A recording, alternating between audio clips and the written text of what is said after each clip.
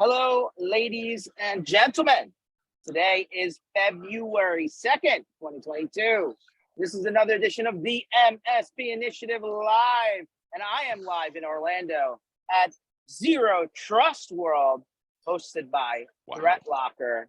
And the show season is back underway. But in reality, this is just in-between stop between now and Super Bowl in Arizona, because that's where I'm going to be next, not this Sunday, but next Sunday. And then after that, a parade down Broad Street in Philadelphia, I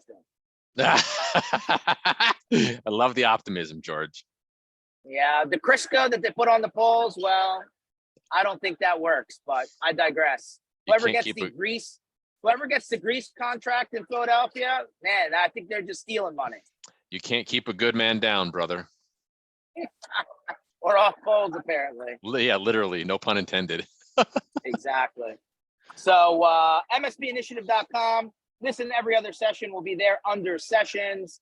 We have 2 live in-person events coming this year called MSP Community Minds. We bring experts from all around the industry to come in and actually workshop ideas with you rather than just PowerPoint you. So one will be in Dallas, one will be in Denver. Check out MSPinitiative.com for dates. And we'd love to, if you're an MSP, we'd love to see you there. And then we also have plenty of community block parties planned for this year. Still in the early going, still working out some of the logistics for some of the events that, we're working around and in between. So stay tuned. Once we have more concrete information, we will share it with you. And then, of course, we love to come up with some pop-up ideas throughout the year. So those will just come as time goes on. Our guest today has been here many times, and we welcome him back, even though he's a Vikings fan, and even though the Vikings were not good again this year. But there's a chance they might get better because Kirk Cousins is finally out, I think, in Minnesota. We welcome back Mr. Dave Scott. And before you even say anything, Dave, Keith Nelson's here. Keith, I love the fair and balanced commentary, especially on game days, Keith. I just want to understand a couple of things. One, is Jalen Hurts a system quarterback, or is he the system? And then 2, earlier today, a former Giants player said, yeah, any coach could coach the Philadelphia Eagles in the Super Bowl. Here we go. I'm not so sure that that's real. As we know, coaching is not an automatic. So I'll give you the floor. Go ahead. First, I don't think you can split a system quarterback from a quarterback being the system. I think the offensive coordinator has to work with the skill set he has. The perfect opposite of that is Kellen Moore in Dallas, trying to make Dak do things Dak wasn't capable of doing.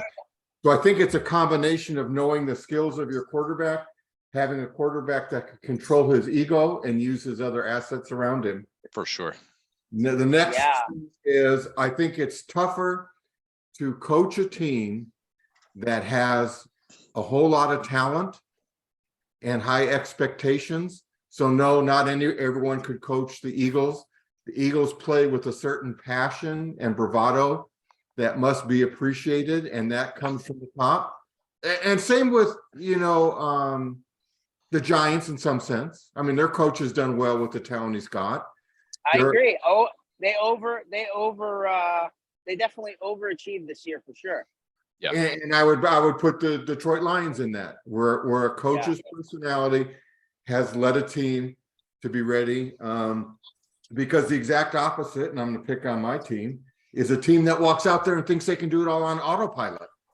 Because I think I just read today that one of the Joneses came out and says they think Dak will be the quarterback in Dallas for the next 10 years.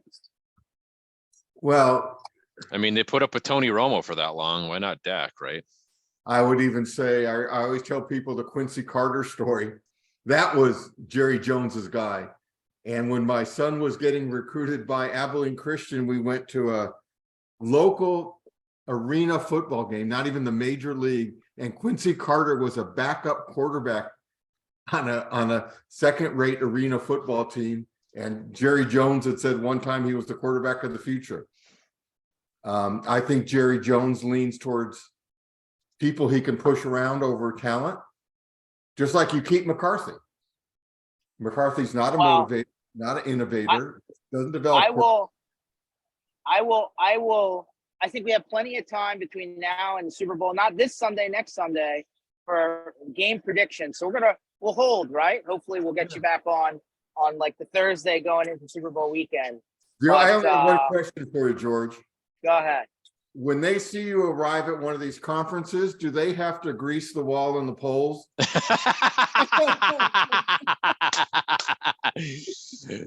I think your school district story, George, you told on our podcast a while back, totally makes sense. You can't put up Wi-Fi equipment on ladders if it's all greased. I love it.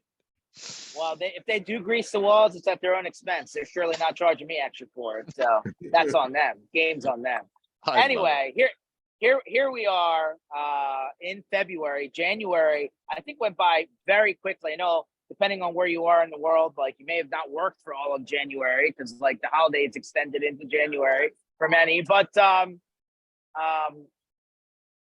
we still are hanging on this, what happens in 2023 and where things go, on a global economic scale.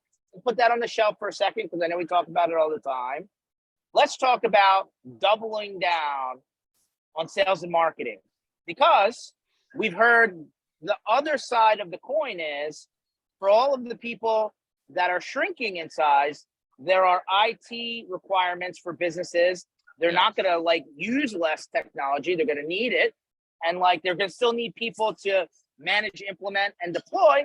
So that actually could be a good story, but that kind of intersects with kryptonite in this industry, because sales and marketing, maybe not the focal point. And I would argue that for, 20 years, the top 1 or 2, 3 topics that come up all the time is kind of stuck, not growing, hitting glass ceiling. How do I find more clientele? And to me, this is the time. This is the time where that stuff needs to be actually working for you and not against you. So hey, by the way, word of mouth and referrals and all that stuff, no argument, right? That'll be an avenue forever, but it can't be the only avenue. Yeah. So let's talk about what makes sense and what works. And that's why we're talking to Mr. Scott from Scott Growth Strategies, keyword growth. So I want to hear from you, Dave, on, you work with a lot of tech firms. You've worked them historically. You work with them now. Yeah. I want to understand some ideas about maybe quick wins, maybe things that take time, but you should be doing so it builds up.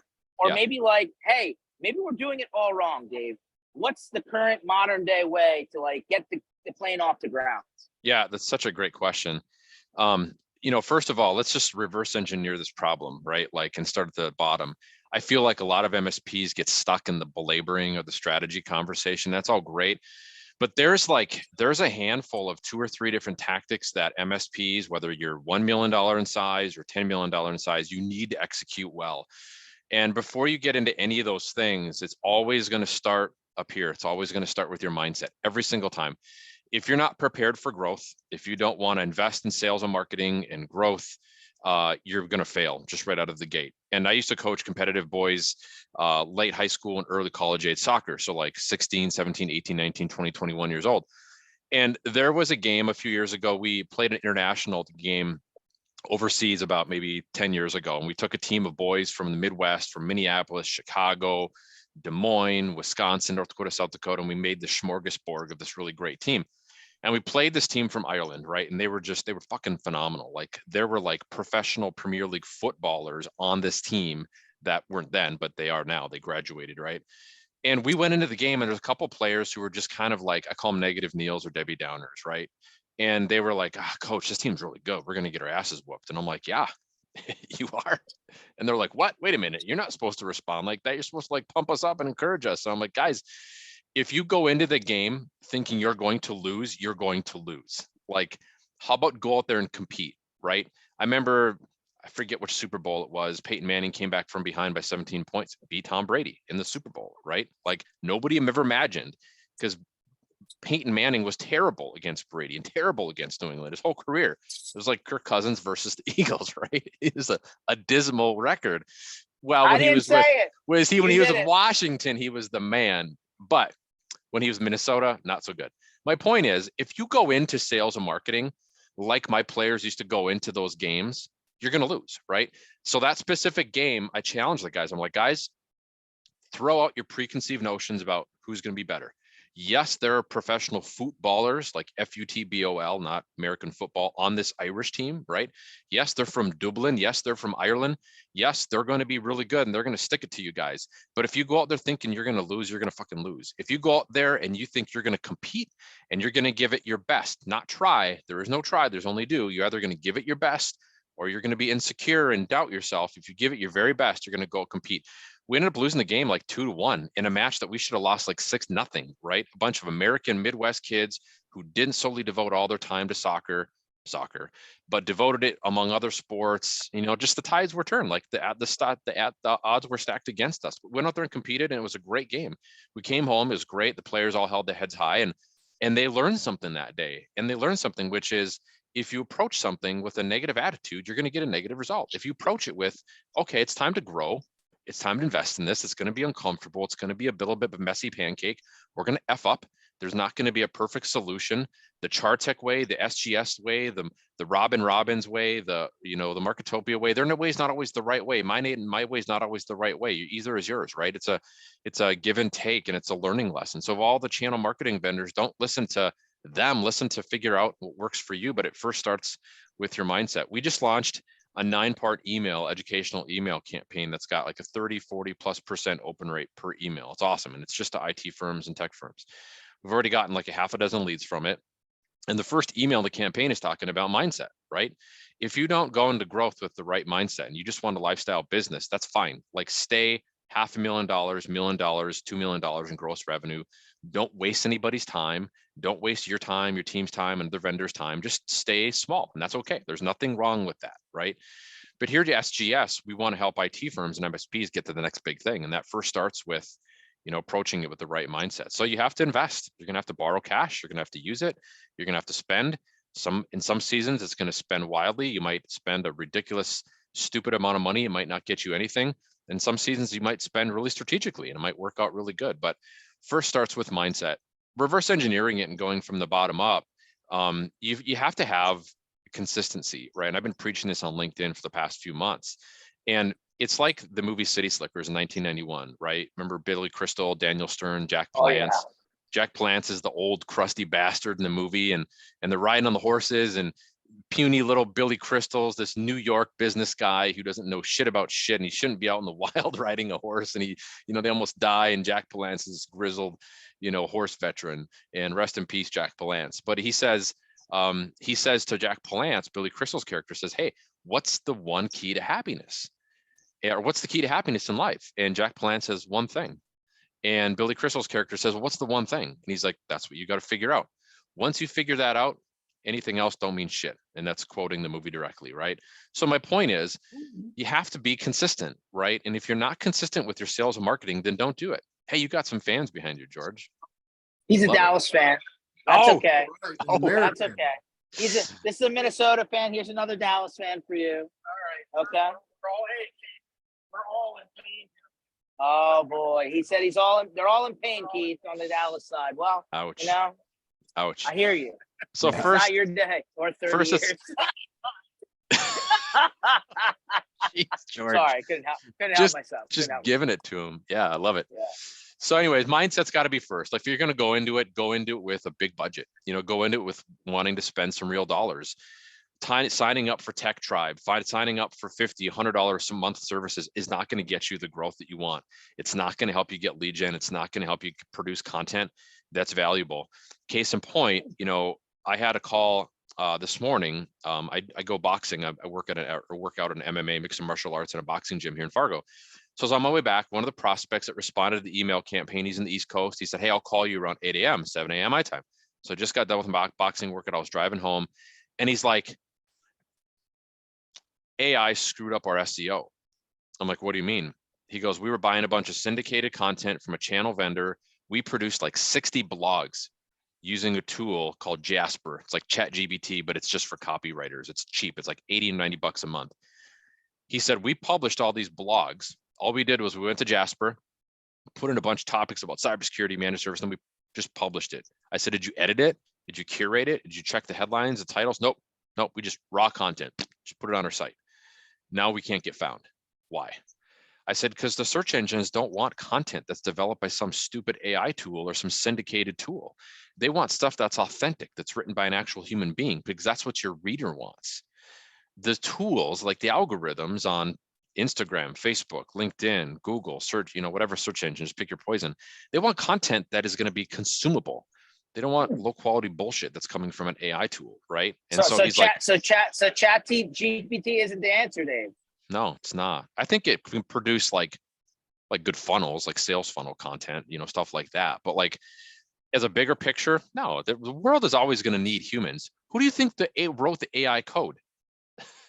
People did, right? Who invented the supercomputers that birthed the AI? Humans did, right? So you're always going to need humans. You're always going to need a human element. I would never buy IT services from an AI tool. I buy it from a human, right? You're always going to need people. There's always going to need relationships. The sentinels and cyborgs ain't going to take over the world, right? So my point is, I told him, I was like, here's the blunt truth. You got to take all those down, start over, and retool your SEO and publish a whole bunch of organic, natural content. He's like, what's that going to cost us? I said, way more than 80 or 90 bucks a month on Jasper, that's for sure, right? He took the easy route out, is my point, right? He published low quality content that got him a low quality result, and now he's stuck. And so my point is, first starts with your mindset. You got to embrace that sales marketing is going to work. Second, you got to come up with a consistent plan, right? And you have to really focus on tactics that are going to get you a really good plan. Email marketing, especially in today's post-COVID world, like, let's just be honest, COVID being what COVID is, a lot of organizations just are never going to go back in the office. So we can pound on as many doors as we want and make as many cold calls we want. It's not going to get the same result like it did a year or two ago, or 3 years or 5 years ago, right? So we have to get smarter with our tactics. People will say, well, email marketing is so old, I've used it, doesn't work. Well, I'd argue you're using it wrong, right? If you use the right subject lines, if you use the right tools, if you use the right copy, you're going to get the result that you want. People want to hear from your IT services firm, your tech services firm. You just got to say the right things, right? You can't be boring. They don't want boring shit in their inboxes. I mean, if I was to stay in bed all day long and never check my inbox, I'll bet I would have 100, 150 emails easy from 8 a.m. to 8 p.m. every single day that I'd have to check the next day and filter through, right? That's just by doing nothing. And that's by not having Kelly, my admin, check it or anything, right? And so my point in saying that is, our email inboxes are full of garbage and stuff. You have to get their attention and you have to do the things that are going to get attention for your business, and then write content that's compelling and helpful and educational. We know that education sells, right? Nobody likes to be sold like a used car salesman, but they want to be educated so they can make a buying decision, right? You've got buyers out there who are buying tech services. They're buying managed services. They're buying telecom services. They're buying VoIP services, whatever, just pick your poison. The point is to get in front of them at the right time and say the right things that is going to help inspire them. And that starts with compelling content. So mindset, consistency, and just really good old fashioned tactics. Email marketing, you got to grow your list. You got to invest in some tools like Zoom Info and buy contacts and buy emails and get them from networking events and get them from associations. And then, really use them intentionally in the right way. Just don't send them a bunch of low quality stuff. Nobody wants that anymore. People want high quality things that are going to help them get to where they want to be in life. And that's the definition of success. So what's your opinion on embedded video in some of the outbound messaging that you're using, right? I mean, Yeah. I'm not saying spam people on LinkedIn all day long, Yeah. but it seems to be that video, and not necessarily even long form video, but short video clips, seems to be working well these days. Yep. If you want to read a great book, read Marcus Sheridan's book called They Ask You Answer. Marcus Sheridan is the king of inbound and outbound marketing. He used to be a pool guy, and he started selling pools right in the middle of the economic downturn. Like swimming pools? Yeah, like swimming pools, like 07, 08. He's got a cool story. Look him up online. Marcus Sheridan. You can share it in your group. It's a great story. But the housing collapse happened in 08. Everybody remembers that, right? The economic collapse happened in 08. It was worse than what happened a year and a half ago. It was awful. So people's discretionary income dropped, right? People who are spending 30, 40, 50, 60, 100K on pools, the money's gone, right? And so his company was in trouble. He bought in as a partner at this pool company, and then he turned his, wealth and madness into a whole bunch of other stuff that he's doing now. And he wrote a book called They Ask You Answer. And Marcus is a big fan of video, but Marcus is wrong on one thing. He says everybody should do video. Not everybody should do video. And this is going to sound crass, but I want everybody to hear me out, hear my heart, because I love everybody on this call and I care about everybody's businesses. Not everybody should be on video. If you're ugly, if you can't talk in front of groups of people, if you can't communicate clearly, and you're not willing to get training to do that, you shouldn't be on video. That's why we have DJs, right? Ever heard the cliche, hey, he's got a face for radio? That's why, right? Some people just shouldn't be on video. They should be on audio, and that's okay, right? Like if you've got a great podcast voice, then be on a podcast. If you're bald and goofy looking and got gray hair and big bags under your eyes and you're homely looking like I am, not good to be on video. Be on audio, because I got a booming good voice for audio, right? So that's the first thing I would say. Marcus published a post on LinkedIn a few weeks ago, or a few days ago, about short form video. And he said if brands want to explode their businesses, they need to embrace tools like Instagram videos, Reels, TikTok, not to use TikTok's platform, but to publish them, save the videos, and then put them on different social channels, right? So think of things like, short form videos at your client's location. A really great example of video, there's two of them I'm going to share with you guys today that I was hoping you'd ask about this, George. Colorado Support. Computers. Yes. Yeah, you saw my post. Yes. Okay. I saw it. Yeah. Yeah. One of their sales guys, I forget his name. I'll find the CEO's name here in a minute. He published, hands down, one of the best pieces of video content I've ever seen in my entire life. And they're like a small to medium sized IT Blake firm. Schwank.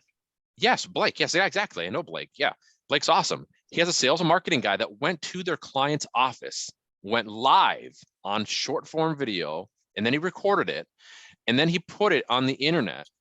And what he did was they went to a chiropractic office and they talked about how technology and ergonomics, like, ergonomic keyboards like the one I got here, right? Because we're ergonomic friendly and inclusive with technology and all that stuff here at SGS. He talked about it, and it was super simple, and it was about his client. It wasn't about them. And then he added at the very end, which he should, the call to action was, hey, if y'all are having technology struggles, like check us out at, Colorado Computer Support, and we can help you. If you don't, and you already have a provider, great, no worries. Move on, don't call us. It's all good. We'll stay friends, right? So that was a great video, and it was very short. It's like 2, 3, 4, 5 minutes long. Another one was from, it was a culture video, and it was,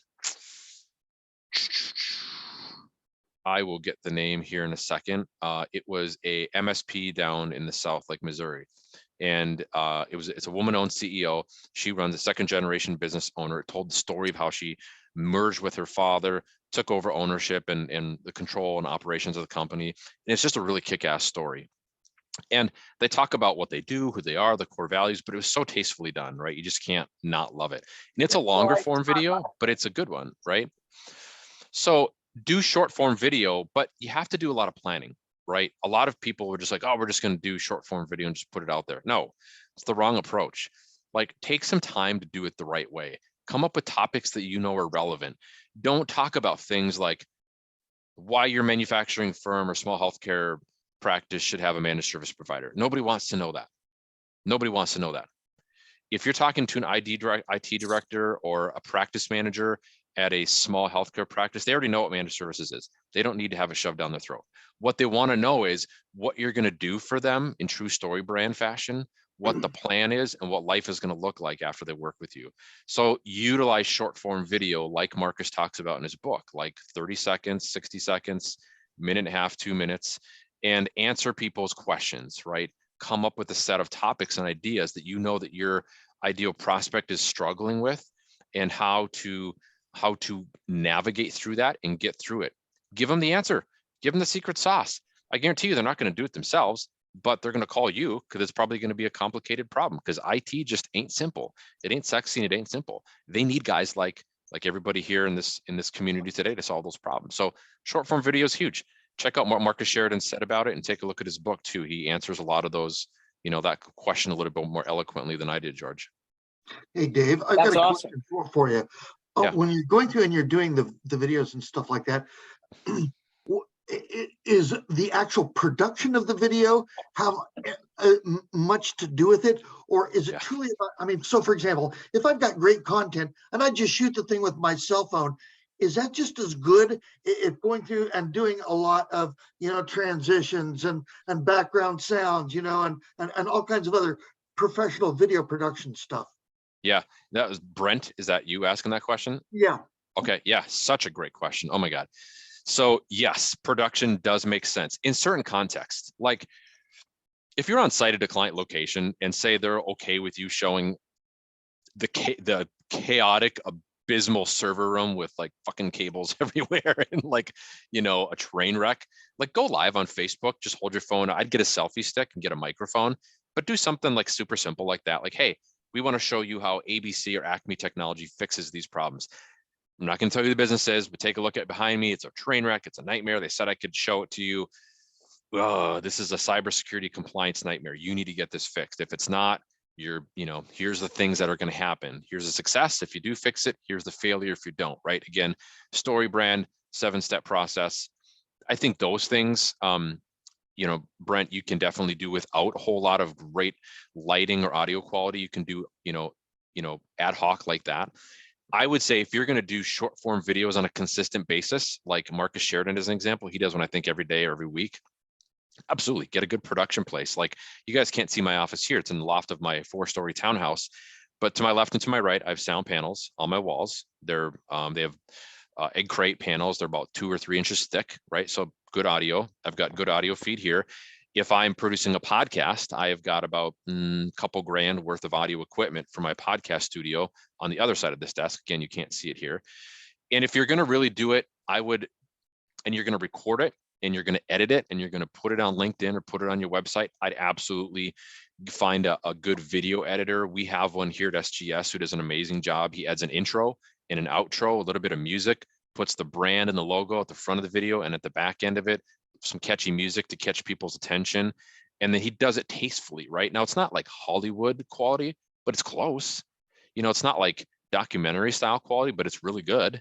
And it's not going to make you look like a fool, right? And so, it's like anything else. If you hit a website and they're asking you to buy something on an e-commerce site and you check out their blog and they haven't updated it since the Obama administration, like that's probably going to take a nick out of your trust factor with them, right? You're going to be like, oh, they don't care about their website or their blog. What the heck? Or this is broken, or this SKU is not working right? It's going to impact your trust and you're probably not going to buy from them. I got a word for you, Dave. Ready?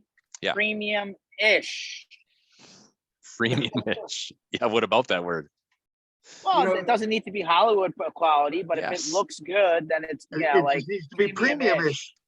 Premium-ish. You're right, Brent. It does. So I'd ask you this, like, if you're going to buy IT services, if you're going to buy artwork for your home, if you're going to buy a computer desk, a home, a car, do you want to buy from somebody that looks untrustworthy or looks low quality or foolish? Or do you want to buy somebody who's got your best interest in mind? I don't know about you guys, but I want to buy the best vendor. Whatever I'm buying, I want to buy from the best company possible. I don't want to buy from, Vinny's whatever IT service and it looks like, no offense anybody named Vinny, but it looks like low quality Vinny, like it's out of a backyard of somebody's retail shop, right? You want to buy from somebody who looks credible and trustworthy. And so I'd say, Brent, to answer your question, it's such a great question, it's good insight. You absolutely want to have some good production video, adding things like an intro and an outro. And where do you find contractors to do that? You can find them on Fiverr. You can find them on Upwork. They're overseas, domestic, internationally, whatever. They can do a really good job for you. And then you just have a good topic in mind, outline. Because again, do some planning before you just dive into it and start shooting. Get good lighting, get good audio. Like I've got light behind me. I've got a huge square ring light in front of me. So make sure you have the right equipment because you don't want to look stupid. And if you do it the wrong way, you're going to look stupid. But if you do it the right way, it's really going to help you differentiate from your competitors. It's so often that I'm out going through and I'll be doing something and something will strike me. Like you said, you go through, it's like, holy crap, look at these guys here. They've got the phone closet open to the back alleyway and the thing doesn't even have a lock on it or things like that. It just, again, while I'm out, many things will strike me. And I think I should really make a video about this and tell people about what I see while I'm out walking around, you know? Yeah, exactly. And it's, and video is so tricky too. Like you got to have the right audio. Like my biggest frustration with watching audio is video. Or video is audio. Like if you don't have a good wireless mic, and you can get a lapel mic for a really high quality one for less than 100, 150 bucks, pops right in the bottom of your phone. It connects to Bluetooth. It's good for like 50 or 60 feet, clips here. So obviously you'll see it. You can't ever hide a microphone, right? But it's indiscreet to a certain extent. You put it on, you have good audio. There's nothing worse than watching video and not being able to hear the person, or it's echoey or whatever. And, then you just, what do? You're like, oh, this sucks. You click off and you go somewhere else. So audio is really important. But yeah, to your point, Brent, if you come across things that your prospects are struggling with, talk about those things. People just want to know, that you're friendly, that you're easy to work with, and you can help solve their problems. And if you can, for a good, decent price, they'll probably hire you. I have a couple points in the question. First of all, I can't believe you didn't comment about a host wearing an offensive shirt on video. I just I mean, it was a great point, a great time for a learning lesson for all of us, Dave. The next thing is, and I assume you're referencing Professor Bardisi here. Yeah, the next thing is, if you do local stories, and we've had some great video that was unrelated to the business, but one of the things we did is said, we'll do this for you, but you have to give us cuts. And we did like a CNN special on a Special Olympics team I coached, and that got a lot of traction, even though it's not technical. My question comes down to, you talk about all this planning and things you need to do. Yeah. And I always wonder, how do we balance that between we never do anything because we're always planning? Good point. Gary Vee talks a lot about this, Gary Vaynerchuk, in a lot of his sessions. He said, you can talk and talk and talk all you want, but the best laid plans without execution is just talking, right? So you absolutely have to work with somebody who can help you execute on those things. And that's really important. So when I talk about a plan, like, I don't know about you guys, but I golf sometimes, not a lot, but sometimes. Some of the best plans and outlines I've fucking written on the back of a bar napkin, right? You grab a book, you write in the back of the book, or you write, whatever. Like when you say planning, here's what I would do if I was in your shoes and I wanted to plan some good video. I would contact some of my best customers. I would say, hey, we're going to launch some sales and marketing content and videos, and I want to know topics that would be relevant to you. Not about, hey, how Acme technology is the best. I don't want to know that. We already know we're awesome, right? What I want to know is what would attract you, right? If you saw a video hit your email inbox, oh, well, compliance is a big thing, or filling out our insurance Hiscox forms is a big thing, or filling out our compliance forms for our cybersecurity vendor is a big thing. Okay, awesome. Now you've got 3 freaking topics right there. You can start diving in. And those topics are complicated. Like we have a cybersecurity insurance policy. There was the Hiscox form. There was a form for my insurance provider, my local rep. There was, we had to fill out a disclaimer to Nationwide because it's a brokerage. We had to fill out like a 10-page form for our IT provider, Strategic Technologies Partners in Torrance, California. Like there was like 5 or 6 forms. It was complicated. And it took me about 3 or 4 hours. And STS, our IT firm, has a cybersecurity practice. Like they have a CIO who's got a cybersecurity background. So he walked us through, but it still took a lot of time. So my point is, come up with topics, ask your customers, what are some topics you might hear, things like that, cybersecurity, compliance, insurance, blah, blah, blah. And then just start outlining it, right? And then get the audio, get the video, and then, then go from there. So, sorry guys, this shirt brings some good fans. It attracts anger is what it does, George. Did I tell you guys, he made me wear Eagles green. I went to the Vikings game on September 19th. Now, whatever, fool, whatever. It was the best, but the worst game I've ever been to. The best game because Eagles fans are great. They know how to party. It was the worst game because they kicked the crap out of the Vikings. Anyways, so to answer the gentleman's question asked earlier, it doesn't have to be complicated, right? Just ask your customers what they're looking for, outline it, get audio equipment, get some good video equipment. Again, you can utilize an iPhone and a lapel mic, and make sure the videos are short and sweet. Like I'd say 1 minute to 2 minutes, 3 minutes at the very most, unless it's a culture video, which you can be as long as it wants to be. And then find a contractor to do video outro, video intro, add some cool music, add your branding to it, and just keep it going. Now that sounds simple. I mean, it's a 5 or 6 step process, but it's going to take time, right? And so the balance is, and the decision that you need to make is, how much time do you want to invest in it? And I'd argue if you want to catapult your growth, you need to be consistent in that content. If you want to just grow on referrals, which is almost an impossible way to grow, you know, your growth path is going to be a lot slower, or you're going to struggle. So I hope that answered the question. Yeah, let me, Keith, did you have anything else? I think you said you had a couple of things. I wanted to make sure. No, that was basically it. I talk to people all the time, and you're going, well, why haven't I done it? Well, I haven't found the right firm. I don't have the right equipment. And then, you know, you're going like, they leave a seminar, and a year later, they haven't sent out a single piece of collateral. They haven't done any marketing, and they have this great plan of perfection. It overlaps into cybersecurity. People, I don't know which, you know, what to align with. You go, well, you're doing nothing. Do something. Yeah. And there's a balance there.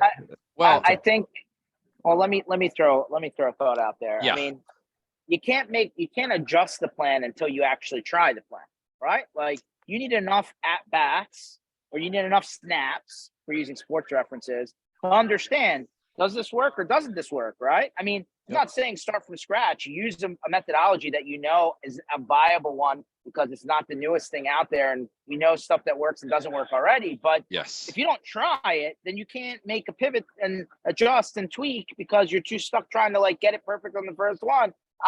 I don't know. That seems like that's more of a personality thing than than anything else. Yeah. So you can't win if you don't play, huh? That's right. Exactly. So Keith, going back to your point, how do you find that balance? It's a struggle for sure. Like, we struggle with it too, right? Like this email campaign we just launched here a couple weeks ago. It's been awesome so far. It's a long email campaign, because I believe in long form content, as long as it's not boring. If you're, and one of my mentors used to say, one of my college professors, she's long since passed away, but because I'm old and I went to college a long time ago, but she used to say, Dave, there's no such thing as content that's too long. There's only content that's too boring. If your content is boring, nobody's going to read it.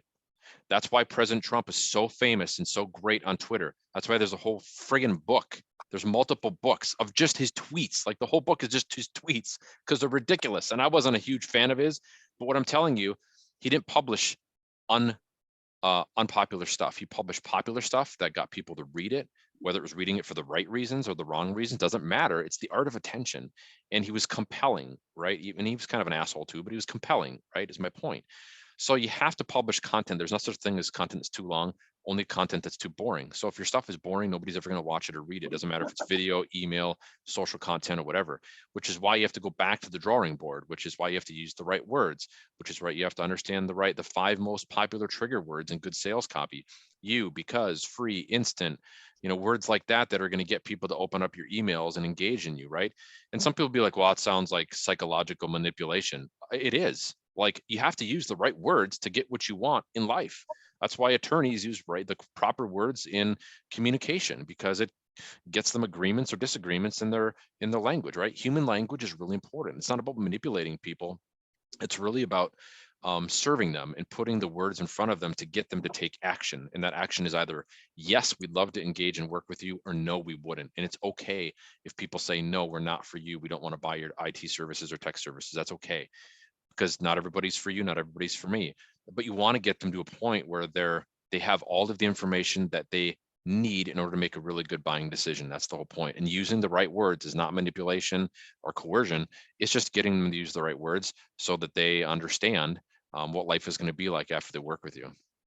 Okay, all right. So, like, regardless of whatever you're selling, pools, it's an interesting business. Yeah. IT services, cybersecurity, hot dogs, or Cowboys cheesesteaks. No, don't ever sell those. Stop that. So, or turkey cheesesteaks. And George, just that other company, that culture video, it was Pearson Kelly Technology. They are down in, I think they're down in Missouri or Kansas City area, or Springfield, Missouri. And I saw it, their president and CEO, Chelsea, I think it's Bode or Bode, B-O-D-E. She posted it on her LinkedIn page. and I saw it. A whole bunch of people just friggin' loved it. And she was replying to all their comments. Is phenomenal engagement. So it's a really great example of a culture video that's a little bit longer, different than the one from Colorado Computers. Support. Yep. Yep, All exactly. right. So back to, don't ever buy Cowboys cheesesteaks. Don't ever buy turkey cheesesteaks. It's not a thing. Don't even go ask for it. Moving on. Dave, I mean, I don't care what sales, kind of vertical you're in and what company you're working for. Like, isn't the whole point of this type of stuff to generate a call to action, which then generates some sort of conversation, which then turns into a prospective opportunity, whether that turns it, however that process works. Do you quote them out? Do you have to survey something? Do you have to create a plan? Whatever it is. So like, isn't this all a math game at some point? Like, what do you have? Like, what do we have to do to generate, the interaction, the call to action, which then turns into a demo or a call or a meeting or a whatever, which then could potentially turn into a customer, right? Like, isn't that the math we're working backwards from? Yeah, it's the buyer's journey. You just define the buyer's journey. So there's 3 stages that your buyer's in at any one point in time. And you have to understand what stages that buyer is in. And part of that process is determining, what that buyer's journey looks like for your specific industry or vertical. So, for example, if you're an IT services firm that's working with healthcare, each one of those buyers, or manufacturing or nonprofits, like Paragus IT is one of our best customers. They're in the Massachusetts area, and they really focus a lot on nonprofits. They have a great nonprofit practice. They have a lot of nonprofit clients. They're awesome. But all of their decisions, Paragus's nonprofit clients, are going to be in awareness, consideration, or decision stage. Any one of your buyers, the buyer's journey, is going to be in one of those stages. The awareness stage is, think of if you're sick or if you have a cold and you're achy and you have a fever and you're achy all over, like that's the awareness stage. You're self-aware, I have a problem, right? And after that, it goes to the consideration stage. Okay, what do I have to do to solve this problem? I have a fever, I'm achy all over, I got the chills, I got pneumonia, COVID, bronchitis, whatever. Now I need to get it fixed, right? And that's where the last stage of your buyer's journey is, decision stage. So it's always to walk them down that map, that buyer's journey. It's like a sales funnel, right? Top of your funnel means you just started talking with them. Middle of the funnel, you have a discovery call. Maybe you go on site, you do an assessment. Maybe you bill for the assessment. Maybe you don't. Maybe you follow the ConnectWise Evolve partner way and you do charge for it. Maybe you follow the Alex Rogers Chartech way and you don't charge for it. Maybe you follow our way, which is whatever works for you, right? And we talk with your prospects, and sometimes you charge, sometimes you don't, right? It's a little bit kind of a nebulous answer. And then you move them down to from the middle to the bottom, right? Which is you give them a proposal and they're now tasked with making a decision. You're asking them to make a decision to get into business with you, right? And so that's decision stage. So to your point, George, all of your content should give them information that helps them make a decision. The only one reason, there's 2 reasons people don't buy things. Doesn't matter if you're buying a car, shirt, lapel mic, Rolex, despicable looking Eagles jersey. Sorry, George. Whatever it is, right? Everybody, whatever you're buying, you're always going to be making a decision based on 2 things: trust and information. If you don't have the information, you're not going to make the buying decision. If you can't build trust with them, doesn't matter how much information they do have, they're never going to buy from you, right? So you have to build trust. That's first and foremost. And you have to get them all the information that they need. Some people make decisions a little bit more decisively. Some people don't. Some people are natural personalities or may be introverted or a little bit scared and hesitant. That's okay. You're going to have to coddle them. You're going to have to give them a lot of compassion and kindness and empathy. You can't just be like, fucking buy my services or I'm going to move on to somebody else. Like if you treat them like that, you're not going to get very good results in life. So sometimes, sometimes you can be like, hey, I need you to buy this and make a decision. And that's okay to say that. So my point is, how do you, hold on, time out. Let's stop on that one though. Because like, obviously, in MSP land, I think as MSPs, they probably get, more sales inquiries from people trying to sell them stuff than probably their own client communication at times. But like, what is the right, maybe that's what is over aggressive then, Dave? Because, if you're ultra aggressive, that tends to like, maybe push people away, right? And they're like, stop. But then there's this old methodology that's like always be closing, and like you just keep hitting them until they tell you go away, right? Like there's got to be, how do you find that like kind of middle of the road balance on that one? Yeah. So with all marketing, doesn't matter, communications, PR, social marketing, whatever, there has to be a sales alignment. And there's two types of IT firms in terms of their sales. There's a seller CEO, which is like I'm a seller CEO. We have 7 or 6 employees here at SGS. I'm a seller CEO. I do all of our selling. Now our support team will hop on calls. Heather, our creative director, will hop on calls and support me. Our new operations director from Stephanie Krintz, used to be at ConnectWise consulting firm Baring McKinley. She might hop on calls to help me with some of those things, navigate those conversations. But by and large, I'm a selling CEO.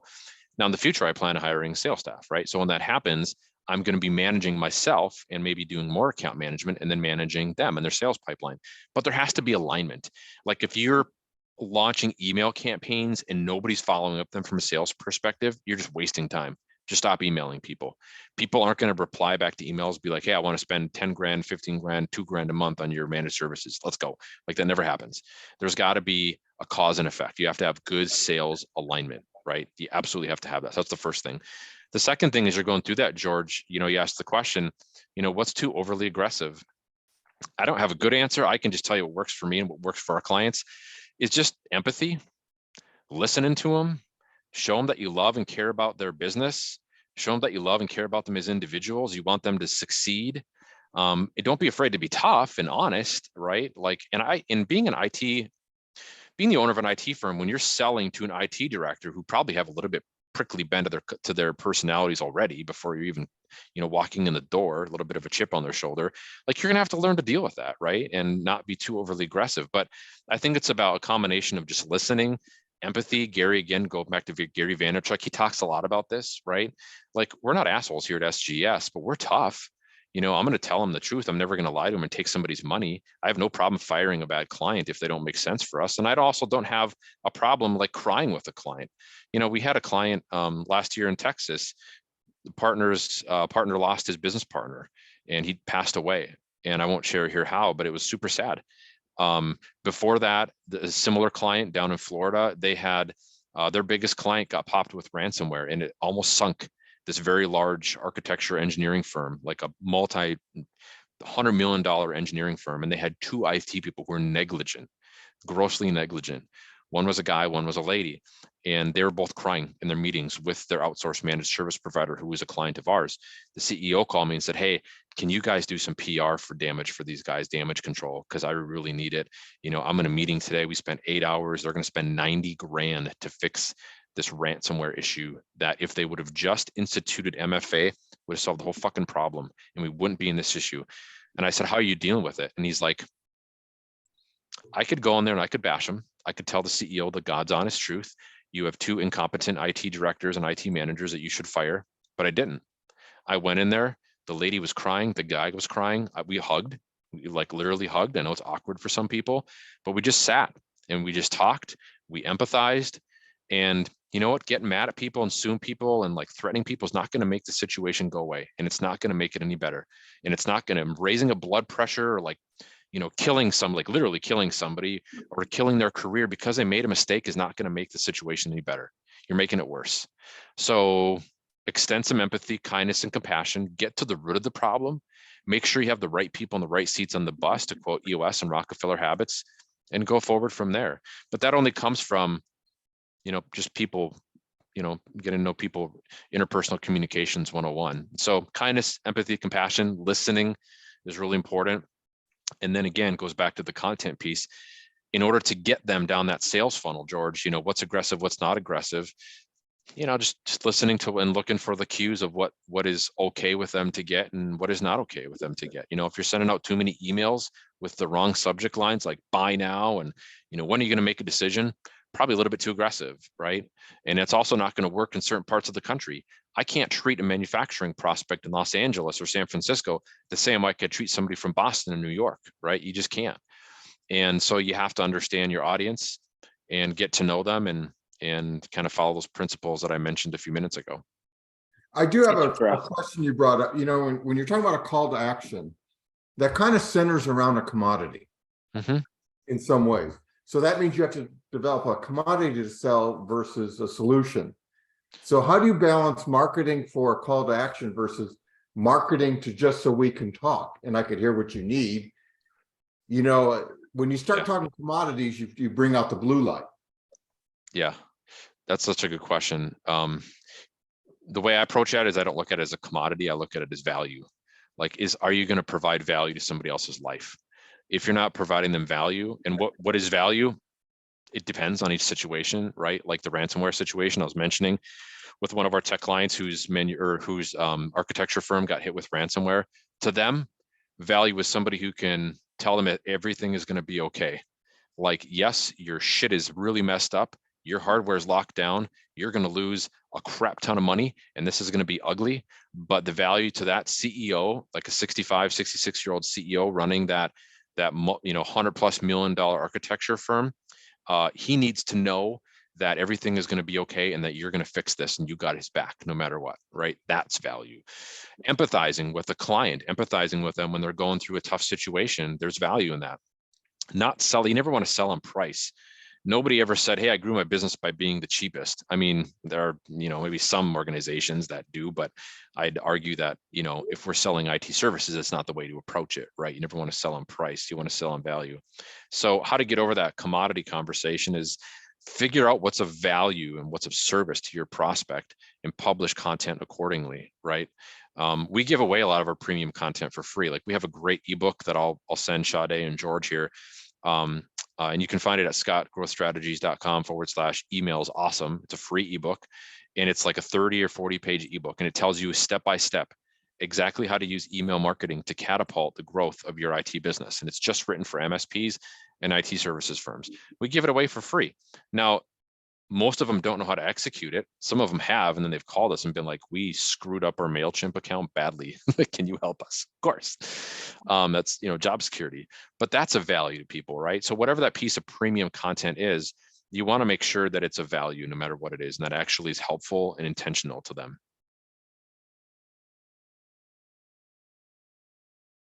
Okay, that's Bring cool. it to the point where it's not only about doing it right. I wonder, this may be putting you on the spot because I'm thinking, is it more cost effective for me to hire you? I can tell you what my hourly rate is on a GSA contract. You're going like, would I be wasted doing what you do? Yeah, no, you wouldn't waste it.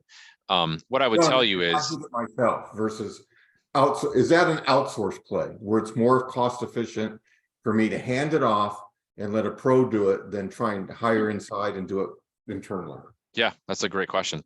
So I'll answer the question with the question like Jesus, right? Would you want to do your plumbing in a brand new multi-million-dollar home, or would you want to do the plumbing yourself? I don't even drive to the airport. Exactly. It's the same thing. It's like hire an expert to do, things inside your business. Like here at SGS, we're about $1 million in gross annual revenue, give or take. And we got 6 team members. And I have an MBA and an undergrad. My MBA is in organizational development, and my undergrad's in business with a minor in communication or finance and a minor in communication. So I know a lot about finance. Like, I took accounting 1 and 2, like back in the mid 90s, because I'm old, and I can do my own book work and bookkeeping and my CPA work, but I don't want to do it because my mindset has changed. When it was just me and there's 1 or 2 man band, yes, do it myself, do the billing, invoicing out of QuickBooks myself, do the payments processing myself with some low quality, shitty payments processor. Or I can outsource it to my CPA for a whopping $500 or $600 a month. He sends me a P&L report. He keeps track of my compliance. He makes sure my tax codes are up to date. And I use Connect Booster and B&G, which is a secure payments processor here in Fargo. Now I know they got bought out by Big Bad Kaseya, whatever. But I used to be the chief marketing officer, head of marketing at Connect Booster during their highest growth period from 2014 to 2017. And you don't have to use tools like that. You don't have to outsource pieces of it, but it goes back to where's your expertise and where's your time best spent. Like, I'm a really good copywriter, but I'm not a great copywriter. Our team wrote the copy. We have a couple copywriters. Heather is a phenomenal copywriter. She's our creative director. And Khalees is a phenomenal copywriter. They write all of our stuff. They're human beings. They're women. They're great. They're awesome. They're badasses. They're smart. They're capable. And they get writing for the tech community, right? So instead of me trying to belabor it or trying to, wash through it myself, I put it on them, right? And they're good at it. I do know statistically, just being in business as long as I have, like hiring a full-time chief marketing officer for us or marketing director, and we're in tropical Fargo, that's where we're based out of, but our team is spread out everywhere from Pennsylvania all the way to California. Like if I were to hire that person, I'm looking at 100, 150K a year, right? Or a professional copywriter, 60, 70K a year. Or I could outsource it for on an SLA service, service-based billing, right? So retainer-based fee for 3, 4, 5, 6 grand a month or 2 grand a month or whatever that fee is. And I pass it off onto somebody else, right? So I'm not paying 10 and 12 grand a month in payroll, plus expenses, plus hardware, plus insurance, plus taxes, right? Social Security tax, 7.5%, whatever. And so I'm not paying all those things by hiring a full-time employee. So you're going to save about 30 to 40% for outsourcing certain things. And I would tell you, don't outsource everything. Like I don't ever outsource certain pieces of your business for a long period of time. I would never outsource sales. Like you need to hire a full-time salesperson because they need to be ingrained in your culture. I would never hire a, like you can outsource pieces like your HR, you can outsource your CPA work, like I'm just sharing the example of what we did. You can outsource your marketing, copywriting, your, strategic leadership. You can outsource your EOS coach or Rockefeller Habits coach instead of hiring a full-time, integrator. Like you can outsource those pieces for a while, but then once you get to maybe 3, 4, 5, 6, 7 million gross annual revenue, then you want to hire that person full-time. And by the way, you've got the payroll money to do it now.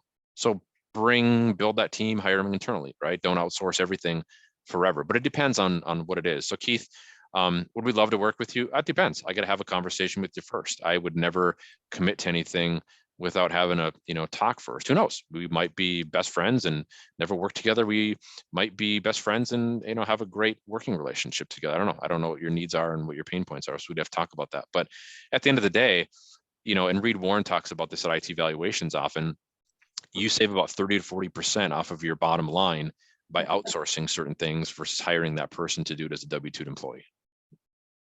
But again, depends on what it is. Right. All right. Wow. Hey George, I got a question for you, or an FYI, because I'm in Columbia. Go ahead. I'm in Missouri, right down the road from Kansas City. And I heard on the radio they're going to start a pole climbing club of Missouri when the Chiefs win. They surely can try that. I don't know. Do they come to like the Mecca of pole climbing in Philadelphia to do their training? I don't know. But one thing's for sure, and this one's, go back and check the facts. Anytime somebody has put an opposing team's jersey on the Rocky statue, that team has lost. Well, somebody just did that today for Kansas City. Even though the Kelsey brothers have a podcast, which is #1 in the charts right now today. And, the Kelsey of Kansas City said, don't go near that statue. Well, that advice was not taken. Yeah, that's just disrespectful. That's just disrespectful right there. Well, it's the kiss of death is what it is. They're going to lose. I told you, George, it's going to be a game.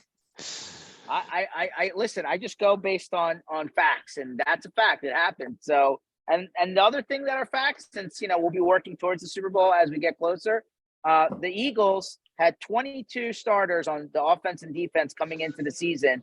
All 22 will be starting in the Super Bowl. Oh, from a health standpoint, that's pretty damn good. And Kansas City has a quarterback with a maybe not so great ankle at the moment. I'm sure that wasn't made better from last week. You have 2 backup offensive linemen, in the fold because you had some injuries. You got a lot of rookies on the defensive side of the ball. And hold on, last fact of the day, when Andy Reid and the Philadelphia Eagles decided to part ways after 14 years. By the way, I've heard this story like 7 times. Hold on. Who was on the coaching staff? Who was on the coaching staff in Kansas City? Nick Sirianni. Who fired Nick Sirianni? Andy Reid. No. They're in the Super Bowl coaching against each other. If you want to talk about motivation, I say there's plenty. So is there a correlation between Puxatawny Phil seeing the shadow and NFC championships? No, but there is a correlation that in 2017, all the teams that won all of the championships that year have won the championships this year. And you know who won the Super Bowl in 2017? Philadelphia Eagles in Minnesota with Nick Foles. So when was the last time a rookie quarterback won the Super Bowl? Never. There's never been a rookie quarterback too. like second year, first year. And then But- how many first time quarterbacks that are in the Super Bowl the first time win? Ooh, that's I a don't good have one. that stuff. Yeah. Very few. So if you look at the stats, it's interesting. I think they're almost created to create the and you're going. I don't think there's ever been a quarterback that the first appearance won the Super Bowl. I know one. Who? Nick Foles. All the way back to 2006, Ben Roethlisberger was 23. He was a rookie quarterback. He won. Was it? Nick Foles went to the Super Bowl on his first attempt. He won. Yeah. Ben Roethlisberger is the only rookie quarterback ever to win a championship in the NFL. Was So it we stand- 06 against Seattle? That's a good question. I don't know. Let me Google it here. I'll find out. It was Pittsburgh, the Steelers against.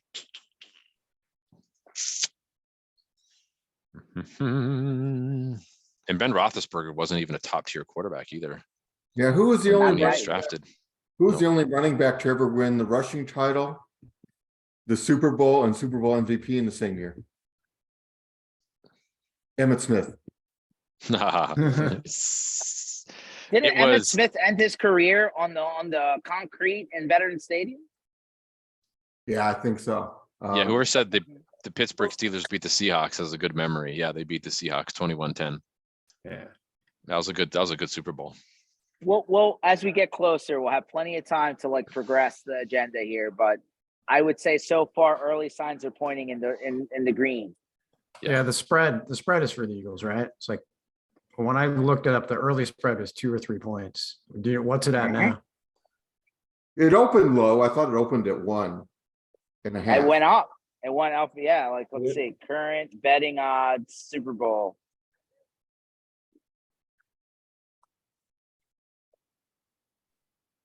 Let's see. I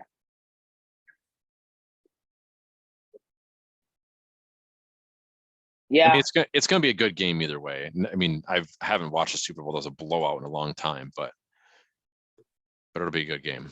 Yeah, Well, we thought there was gonna be a blowout, and then the Patriots came back and won the game. Yeah, I know. the Eagles 49er game was disappointing because it should have been a better game. Hmm. I mean, it was like I was hoping, you're hoping for a good game on top of that, and Well, like I said, I people say defense wins championships.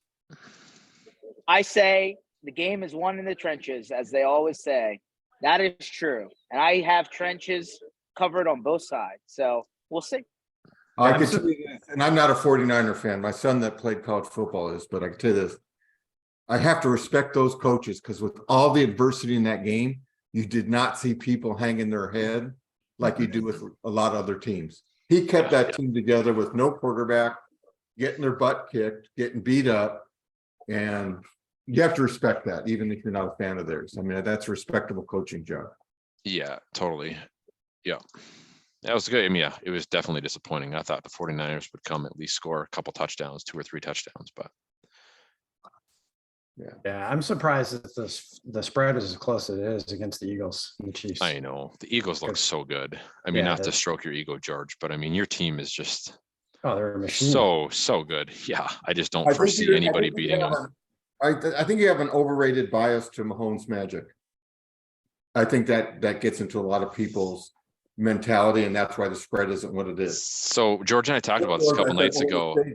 Yeah, I normally I would 100% agree with you. That guy is so talented, but he's really hurt.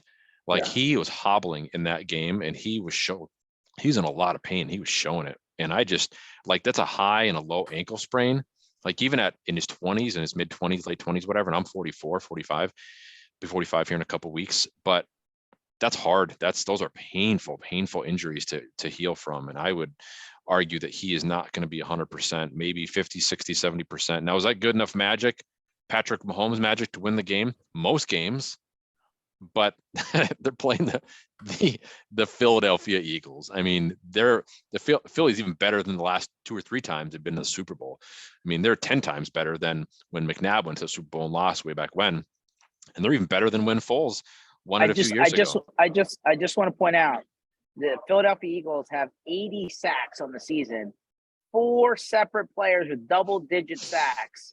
I mean, I know. I think there's a prop bet that like Mahomes is going to get sacked 5 times in the game. And you Yeah. got to believe that they're not going to be gentle with him either. Like they're going to be out for blood when they sack him. Well, I could tell you this. So what happened to San Francisco? My son had of course, he was a defensive lineman. He had a high ankle sprain that went on for weeks, and they ended up putting a soft cast on it. Oof. I mean, it's not a joke. I mean, No. of course, he had to deal with a lot more weight than Mahomes has, but you know, he was I mean, expensive. yeah, still, I mean, and the thing is, like, is it worth it? Is it worth it to play with that level of injury? Because later on in life, if he breaks that thing or snaps a ligament or whatever, I mean, look at Carson Wentz. He was essentially the backbone of that team that got him for the first 10 games. I mean, if it weren't for him, y'all wouldn't have won that Super Bowl, right? He was. They built a system around him. He was the system, right? To go back to what you said earlier, George, and he was great. Then he got hurt, not so great anymore, right? Probably got in his head, ACL injuries. They play differently. Players do play differently. I've had my knee scoped a couple times. You play differently, and I used to play soccer back in the day, and I still do, play in a men's league. But you're always afraid of re-injuring it, so it messes with your mind, and then you miss plays. You don't play as hard because you're afraid of hurting your body, and your body's your money when they're that age, right? And so I'd argue that, yeah, to your point, whoever mentioned, I think it was Keith.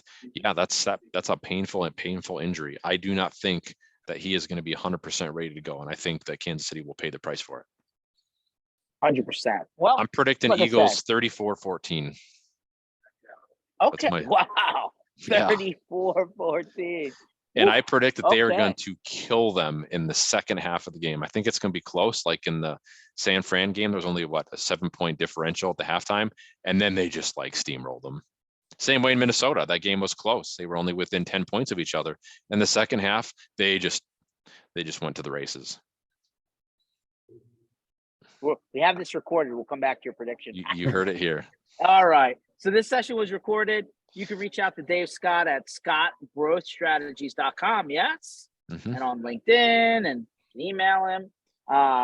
And this session will be available at mspinitiative.com under sessions shortly. And we'll be bringing Dave back throughout the year because, he likes to see what works out there in MSP land. And, we like to hear what works too. And that's a good thing. All right. Go Birds. Thanks a lot, everyone. Go Birds. Right. We'll see everybody on the next one. See ya. Thanks, everyone. Great questions. Talk to you guys soon.